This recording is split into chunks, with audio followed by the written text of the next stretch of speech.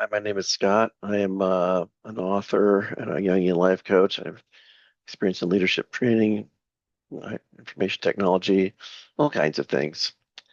And I'm going to talk a little bit about the concept of the inner beloved, which is what I wrote my first book on. And who knows if I'll write another one. Um, the inner beloved is a very powerful concept. And Jung kind of got started with it, and I actually made some changes to my book based on some quotes I just found. Um, he says, we address ourselves to the 2,000-year-old man. That is not the right quote. That is really kind of a screwed up quote. Together, the patient and I. That's what it's supposed to say. There we go. Scott's going to do some editing on his book right in front of everybody else. All right, there we go. Together, the patient and I address ourselves to the 2,000 2 million-year-old man that is in all of us. In the last analysis, most of our difficulties come from losing contact with our instincts, with the age-old, unforgotten wisdom stored up in us. It's easier said than done. 2 million years is not quite accurate, but then again, he was kind of making a metaphor. And I'll get more into I guess I could probably just kind of get into it really and just say what is the inner beloved? So the inner beloved is a concept that neurobiologists talk about, and I have done the most work on this entire book was done on this particular small, like 2-page section, because I wanted to be accurate about it. Sometime around 150,000 years ago, mitochondrial Eve, who we are all related to, lived, and she had access to her inner beloved and was not as particularly as much as of a modern human in the terms of their rational processes. Um, there was a lot of complicated structures, and there's lots of different variations of human beings out there, and the ones we're related to are mostly Homo sapiens. And the thing about the inner beloved is that it was kind of the intuitive part of ourselves. It didn't have as much of a language center, but was kind of a wise guide that helped guide these primitive peoples around and help them survive. And that was great. And so, a lot of very powerful religion and culture was born out of that, the triune brain and all that. However, the neocortex began to evolve around that time, and there's evidence in cave paintings and various other things that show us that human beings started to verbalize more and cognate more and was more rational. And the problem with this, of course, is that as you get more and more logical, you separate yourself from this inner beloved that was guiding you, and you get to the point in the last couple 300 years, maybe 400 years, where people are starting to not hear it at all and not be guided at all and kind of just live this very surface ego existence that is hard to deal with because there's a lot of symptoms that happen to people when they're not living with their inner beloved. Now, the ancient peoples, they were smart and they would create rituals to help people um, reunite their inner beloved with their more conscious parts. If you don't do this, you end up depressed and anxious and addicted to things and um you're more vulnerable to trauma, and life's a pretty tough place to live, and it's even harder if you don't have these kinds of connections to your inner self. So you tend to bypass, emotion, spirituality, heart, mind, wisdom, family connections, inner narrative, intimacy, boundaries. You end up with no boundaries, no emotions, very little spirituality, very little wisdom. Family connections are all negative.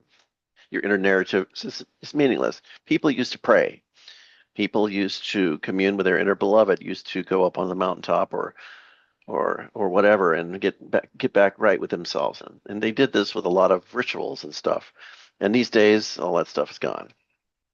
And so people are quite symptomatic. And Jung and his bunch back about 100 and some odd years ago kind of broke away from Freud's ideas, which were kind of a psychosexual stuff that was accurate-ish, but not very helpful for solving an actual problem that people have. Because, if you don't have connection, you end up with, I'll just highlight, low self-esteem, depression, anxiety, obsession, addiction, suicidal ideation. All of these problems get much, much worse. Um, and the purpose of the book that I wrote was to help you get back in touch with that a part of yourself. It's done.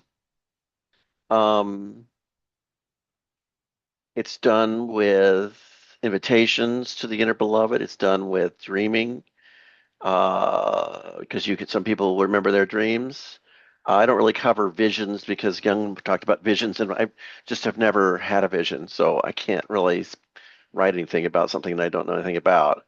Um, Active imagination and ISF, parts dialogue, Schwartz talked about. Um, and the only other thing that you need to do, before you start doing these little scripts, and you can do them yourself. You don't have to necessarily do them with anybody else. But it is helpful. Um, if you should not do them if your inner parts want to take control, or if you are not emotionally and mentally stable.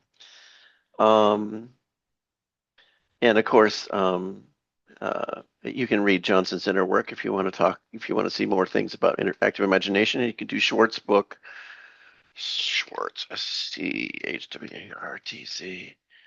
Schwartz wrote a book in the 70s called Introducing the Idea of Internal Family Systems, which means your internal parts, your parts and pieces. And they're all in there and you can talk to them. And I think that I find personally that it's a little easier to, let's see, cautions before you proceed. It's a little easier to talk to your inner self if you consider them parts, because the neurobiologists also consider the brain to be an amalgamation of an inner wisdom and some archetypes, and you've got a shadow that's your personal consciousness, and you've got your own ego consciousness, and there's all these things, and we'd like to think of themselves as one thing, but they're really not.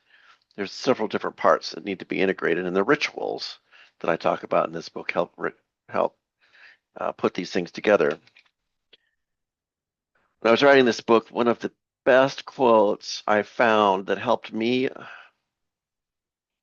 understand all of this was from Eckhart Tolle. You are not the thinker. You are not the voice in your mind, but the one who is aware of it. And this is true. The thoughts come up from somewhere. They're not yours. You are the observer.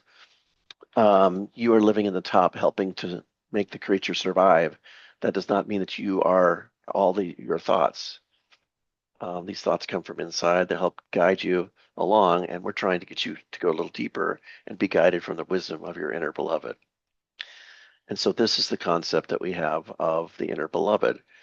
I'm not gonna, if you want to buy the book, you can buy it and read it. I don't know if there's any other book like this. Is the thing. Reason I wrote it was I have been doing this for 40 years and communing with my inner beloved, and it never occurred to me that other people weren't. And then I come across these books, and it's clear that no one ever has written a book like this on one's inner beloved. It's a bit of an advanced idea, I suppose, in the sense that most people don't even know what the hell is going on. So how are they supposed to get in touch with their inner beloved? Well, turns out you can do it pretty easily. You can say a prayer. You can find out what the inner beloved is. You can make an invitation. You can sample invitation, blah, blah, blah. You can start getting in touch with your dreams and do some dreaming conversations. If that doesn't work, you can try active imagination and IFS. You can use your imagination. If that doesn't work, There are many, many, let me see if I can find it, ways to communicate with your unconscious, including oracle systems, which I put first because they're quite easy, especially I Ching, I think, really is the one that I think works the wellest, the bestest. Dream diaries. If you do free writing, you can watch the words of your inner beloved appear to you as you free write. Dreaming diaries, active imagination exercises, IFS, parts dialogue. The synchronicities and deja vu are kind of all work together. They come from the inside out and point at things. Any kind of art, some people, and I talk in the book about the fact that most people deny their creativity, but the fact is most people are creative. They just are not aware of it, or they do not consider what they do to be creative. Kind of like I didn't think that talking to my inner beloved was creative, but it turns out it is. And I write music, so that's creative. But a lot of people, they just garden or they sew, or they socialize and help other people feel better. And those are very artistic, creative things that people do. Play. And there was actually, I think back in the 70s and 80s, there was a lot of Jungians, especially in San Francisco. I remember reading about it, where they were doing sand play. Speaking in tongues, not something that's very normal, but what was the one I said that? Visions. Yeah, I don't know anything about visions. Unfortunately, I've never had a vision. I think you have to be kind of possessed from within. I'm not sure if I recommend having a vision, although I think Jung did. I wrote lyrics for music.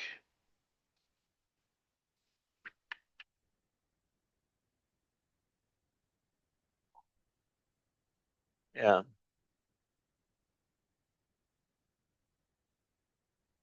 and I don't know what receiving messages from within actually means because all of this stuff gives you messages from within. I should probably put that one first.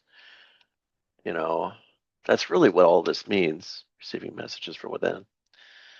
Body dance, hula hooping,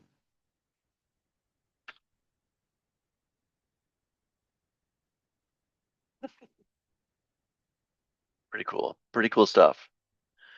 Anyway, I think I'm going to stop there. I don't know if I'm going to put this out there anywhere or not. Maybe I will. All right. Nice talking to you. See you later.